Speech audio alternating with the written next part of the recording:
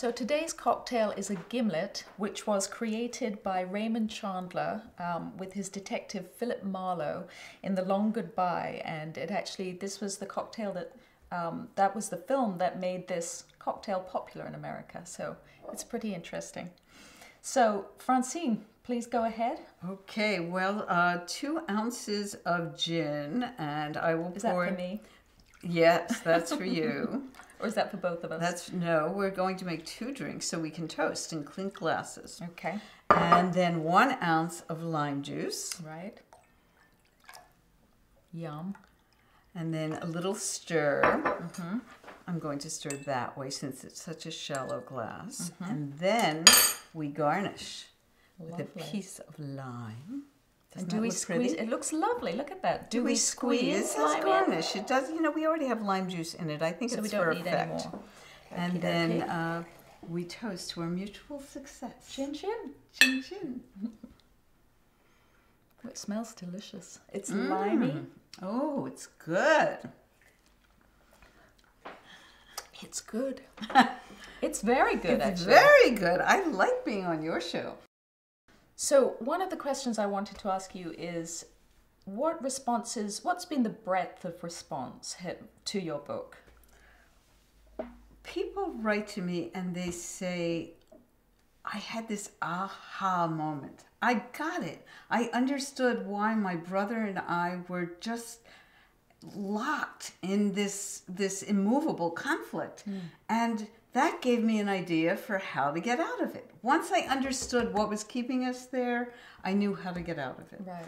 Other people said, wow, I thought I was the only one. I can't believe how common this is in families. And I decided to cut myself some slack and also cut my sister some slack. Yes, I think that was my response to it, was that when I felt, first of all, as if someone else understood, I felt that I was not such a monster and I was not so entrenched in my own viewpoint, and it created that space to move forward. Yes, and then I love the responses I got from people who were the faraway sibling who said, I read your book and the first thing I did was call my sister or my brother and say, thank you so much. I am so sorry I haven't said thank you before now. Oh, wow. And is there anything I can do? Right. They've said to me, I just had no idea what they were going through. Right, right. And what, your work in general, not just the book, what's the favorite thing that you experience? I would say it's the intimate interview. Ah. Because in all of my work, I love to sit, when I was 40, I had to decide, was I going to go to school and become a therapist or was I going to become a journalist? And I picked a journalist, but I always moved toward being a psychoanalyst. Okay. And so I love when people sit down with me and discover feelings they didn't even know they have and tell them and then say, oh my God, I didn't know I even felt that way. Right, right. Oh, that makes perfect sense. Yes. Okay. And so going forward, what's in your future? What are you excited about? Well, I love speaking about this stuff to a live audience. And I've gotten lots of invitations to be a keynote speaker, first to organizations that serve caregivers or that serve families. But now everybody seems to be interested in this subject and in other subjects relating to boomers. So that, for example, I'm going to Iowa to give a speaking tour of banks. Wow. Because all of the bank's customers, they want the boomer audience.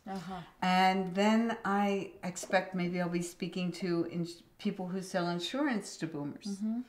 And I just got a call from the Midwest to speak to the Young Presidents Organization, company owners, because everybody is going through this. Yeah, of course, you can't avoid it. And can you do this remotely? Will you speak by Skype, or is there any way of doing it? No. I stand up with drink in hand. No drink. That comes after. Right. But I love to interact with the audience, and I love when people, and I know I make people laugh. Yes. Because I can hear that. But then people will come up to me and say, you know, I was crying when you were telling that story. And then I think, oh, yes, I made him laugh. I made him cry. Yes, good theatre. Good theatre. Yes. So do you ever find that the work, because the topic can be, it can be difficult for people, does it ever get you down? Is it ever grueling? Actually, no, because what I see is the moment of insight, which helps people out of their difficulty. Right. You know, they say, oh, wow, this isn't, you know, this is difficult, but there's something good in this, or something satisfying in this, or there is a relationship payoff, whether with my parents or with my siblings. Right, and sometimes I think if you're in a difficult situation, you don't realize that to reframe it there can be a benefit.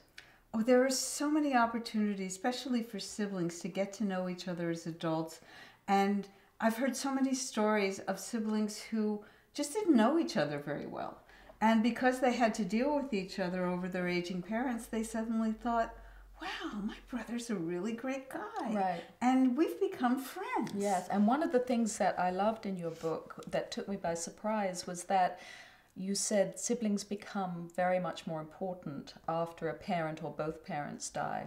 I think people don't realize how important their siblings are, their original family is, until they lose their parents. Yes. And I mean, my sister and I had been, you know, had a lot of conflict during this period, but after my father, my second parent, died, she just threw her arms around me and she cried. She said, we're the only ones left. Oh my God. And that opened the way to have a much more continuous, intense, because siblings tend to relate through their parents. Yes, How's Mary doing? How's John doing? Right. And it's only at this time of life that we get to relate to each other directly.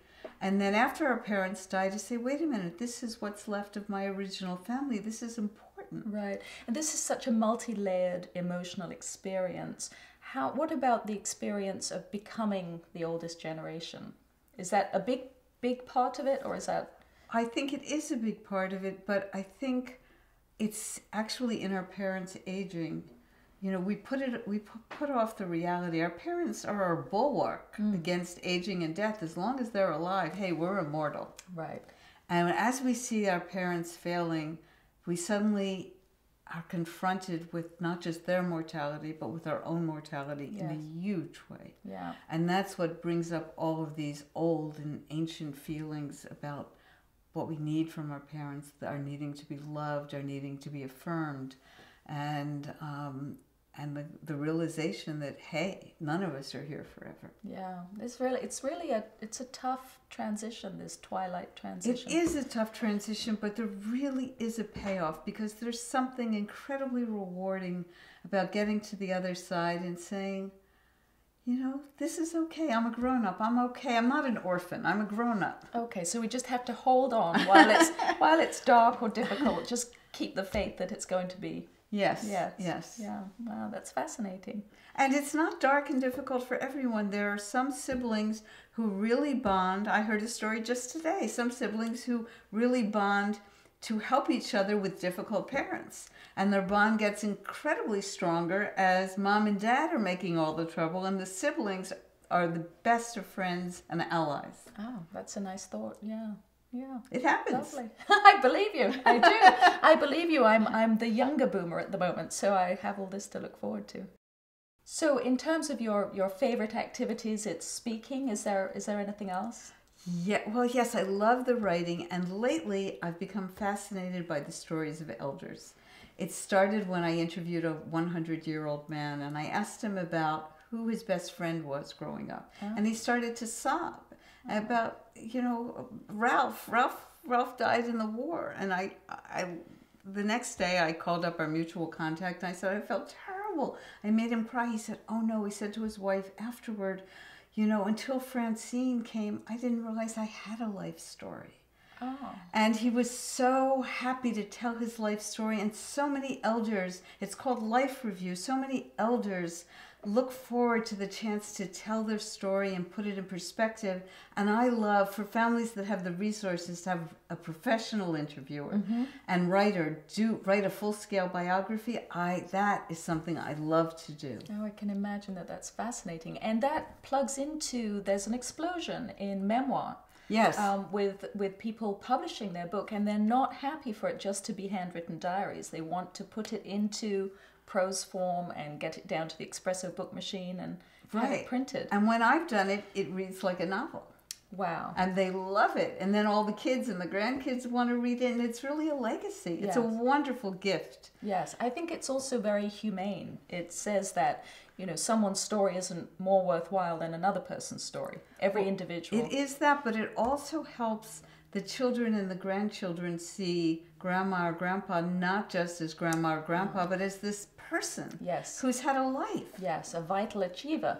And When it's perhaps- a wonderful gift to give them, for a special occasion. Yes. And how does that work? Do they do it over a period of weeks and months? And Yes, well, people contact me through my website, and depending on the kind of, whether they want a whole book or a novella or a short story kind of thing, we arrange it, and I do interviews in person if possible.